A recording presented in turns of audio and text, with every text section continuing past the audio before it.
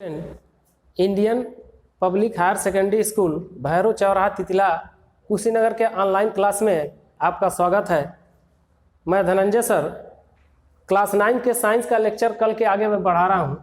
कल जैसा आपको मैटर्स पे डिस्कशन किया गया था, आज उसी मैटर्स के कुछ पॉइंट आपको हम देते हैं और आप हो सके तो उसको नोट करते चलिएगा ताकि आगे चल के आपको उस चीज़ के समझने में दिक्कत ना हो। जैसा कि आप जानते हैं, द्रव्य अत्यंत सूक्ष्म कणों से मिलकर बने होते हैं। उसी द्रव्य को लेकर के हम कुछ पॉइंट आउट आपको कर रहे हैं। हमारे पास फर्स्ट पॉइंट है, सभी पदार्थ कणों से मिलकर बने होते हैं। जैसा कल आपको बताया गया था, आज उसी चीज़ को हम पॉइंट वाइज आपको दिए हैं, आप उस चीज़ को नोट करते चलेंगे। पहला आपका पॉइंट दे रहा है कि सभी पदार्थ कणों से मिलकर बने होते हैं, यानी कि पदार्थों का जो निर्माण होता है वो कई सूक्ष्म कणों से मिलकर होता है। ठीक, जो दूसरा पॉइंट हमारा है उसमें हम दे रहे हैं कि पदार्थ के कण अत्यंत सूक्ष्म होते हैं। माने पदार्थ के जो कण होते हैं वो अत्यंत सूक्ष्म होते हैं। इतने सूक्ष्म होते हैं तो शायद कभी कभी वो हम अपने नंगी आंखों से उनको नहीं देख सकते। दूसरा हमारा पॉइंट आउट है, पदार्थ के कणों के बीच रिक्त स्थान होता है। पदार्थ के कणों के बीच रिक्त स्थान का मतलब यह है वो उन एक कण से दूसरे कण के बीच एक रिक्त स्थान पाया जाता है। चौथा पॉइंट आउट है, पदार्थ के कण निरंतर गतिशील होते हैं। उसी गतिशीलता के कारण पदार्थ में बहने का गुण पाया जाता है। जैसा कि आप द्रव की चर्चा अगर हम करें तो द्रव में बहने का गुण होता है, गैस में भी बहने का गुण होता है, और उसी गुणों के आधार पर हम कह सकते हैं कि पदार्थ के कण निरंतर गतिशील होते हैं।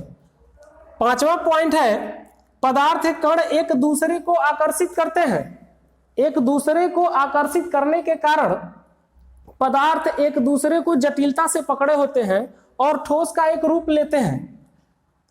छठवां पॉइंट आउट है, पदार्थ के कणों में गतिज ऊर्जा होती है तथा इनका तापमान बढ़ाने पर कणों की गति बढ़ जाती है। यानी कि पदार्थ के कणों में मूव करने की क्षमता होती है, अर्थात गति करने की क्षमता होती है। और किसी भी पदार्थ के तापमान को जब बढ़ाते हैं या उसके कण के तापमान को बढ़ाते हैं तो वो उसके कण की गति बढ़ जाती है, और इसी कारण ठोस जो होते हैं तापमान बढ़ाने पर वो धीरे धीरे द्रव में बदल जाते हैं, और अधिक जब ताप हम उनका बढ़ाते हैं तो वो ही द्रव धीरे धीरे गैस में कन्वर्ट हो जाते हैं। अर्थात ये विदित होता है कि पदार्थ के कणों में गतिज ऊर्जा होती है और ताप बढ़ाने से उन कणों के गति में परिवर्तन होता है, अर्थात उन कणों की गति बढ़ जाती है। उसके बाद आपका आता है, पदार्थ की दो कण विभिन्न कणों का स्वतः मिलना विसरण कहलाता है। यानी कि पदार्थ के जो दो कण होते हैं अगर आपस में वो मिल जाते हैं तो उनके मिलने के इस गुण को हम विसरण कहते हैं। और फिर चौथा अगला पॉइंट है हमारा, पदार्थ के कणों के बीच एक बल कार्य करता है। पदार्थ के कणों के बीच एक बल कार्य करता है जिसको हम अंतरा आणविक बल कहते हैं। उस अंतरा आणविक बल के कारण पदार्थ के कण एक दूसरे से काफी जटिलता से जुड़े होते हैं, और जुड़ने के कारण ही वो अपने अलग अलग चीजों का निर्माण, जैसे कि अगर हम बात करें तो अगर जिस पदार्थ के कण में अंतरा आणविक बल का मान अधिक होता है उसको हम ठोस का नाम देते हैं। जिसमें पदार्थ के कणों के बीच अंतरा आणविक बल का मान थोड़ा कम होता है वो लगभग द्रव की श्रेणी में आते हैं, और जिसमें अंतरा आणविक बल का मान लगभग नगण्य होता है वो गैस की श्रेणी में आते हैं। आगे हम देखते हैं, जैसा कि अगला पॉइंट आपको हम फाइंड आउट कर रहे हैं कि प्रत्येक पदार्थ में आकर्षण बल अलग अलग होता है। इसी कारण पदार्थ अपनी अवस्थाओं के बदलते हैं। जैसा कि आप देख रहे हैं, अगर हम एक फिगर से इस चीज को समझें, जैसे कि ये सॉलिड हो और सॉलिड की ये पार्टिकल हैं,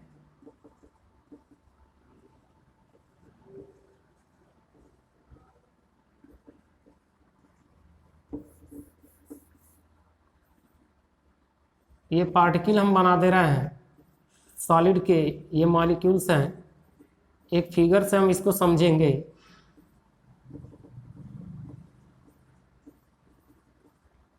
दूसरा हमारे ये लिक्विड के मॉलिक्यूल्स हैं।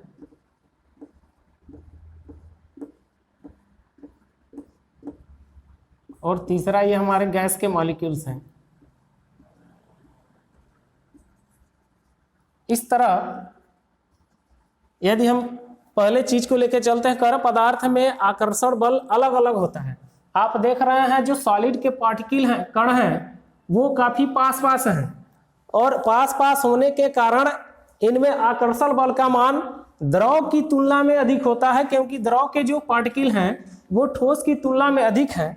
ठीक उसके नीचे जो गैस के कण हैं, वो गैस के कण द्रव की तुलना में काफी दूर दूर है। तो सबसे अधिक जो आकर्षण बल का मान होता है वो सॉलिड में होता है, यानी कि ठोस में होता है, द्रव और गैस की तुलना में। यही कारण है, आकर्षण बल के कारण ये अपनी अवस्थाएं बदलते हैं। आकर्षण बल जिसमें अधिक होता है वो सॉलिड ठोस में आता है, जिसमें आकर्षण बल का मान थोड़ा कम होगा वो द्रव में आएगा, और जिसमें आकर्षण बल का मान बिल्कुल नगण्य होगा वो गैस में आता है। ठीक इसी तरह आगे कह रहा कि पदार्थ की ये अवस्थाएं उनके कणों की विभिन्न विशेषताओं के कारण होता है। जैसा कणों की विशेषताओं से यह अर्थ होता है कि यदि कण बहुत पास पास होते हैं, बहुत एक दूसरे से जटिलता से जुड़े होते हैं, तो उस तरह की अवस्था को हम ठोस कहते हैं। थोड़ी उन कणों में दूरी होती है तो उस अवस्था को हम द्रव कहते हैं, और यदि कणों के बीच का स्थान बहुत ज्यादा हो तो उसे हम गैस की श्रेणी में रखते हैं। आगे कह रहा है तापमान एवं दाब परिवर्तन कर पदार्थ अपनी अवस्थाएं बदल सकते हैं।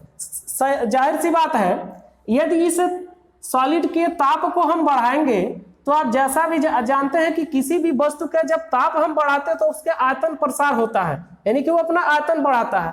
ठीक यही कारण है कि जब इस सॉलिड के हम ताप को बढ़ाते हैं तो इसके कणों के बीच, इसके इन दो कणों के बीच जो आकर्षण बल है, जो एक दूसरे को जटिलता से जोड़े हुए हैं, वो कमजोर पड़ता है और धीरे धीरे वो टूटने लगता है। जैसे जैसे ताप बढ़ाते हैं उसका आकर्षण बल टूटने लगता है और धीरे धीरे उनके बीच का जो स्थान है वो बढ़ने लगता है और वो सॉलिड से किसे कन्वर्ट होता है, लिक्विड में। और अधिक ताप बढ़ाते हैं तो इनके बीच का जो अंतरा आणविक स्थान है वो और अधिक बढ़ जाता है और वो अपने गैस की अवस्था को प्राप्त कर लेता है। ठीक अगला पॉइंट जो आपको दिखा रहा है उसमें दे रहा है कि द्रव में ठोस, द्रव और गैस तीनों का विसरण संभव है। बिल्कुल सत्य है। लिक्विड यानी कि द्रव में ठोस, द्रव और गैस तीनों को आसानी से विसरित किया जा सकता है। आगे है ठोस की अपेक्षा द्रव में विसरण की दर अधिक होती है। सत्य बात है।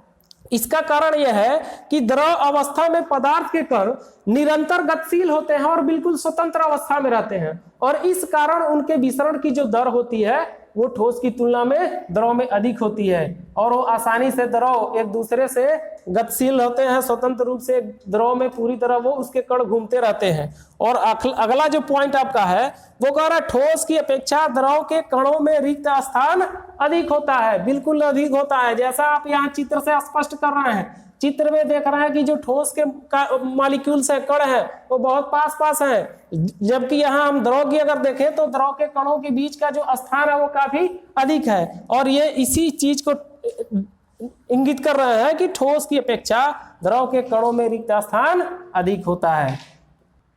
तो स्टूडेंट, वीडियो देखने के लिए बहुत बहुत धन्यवाद।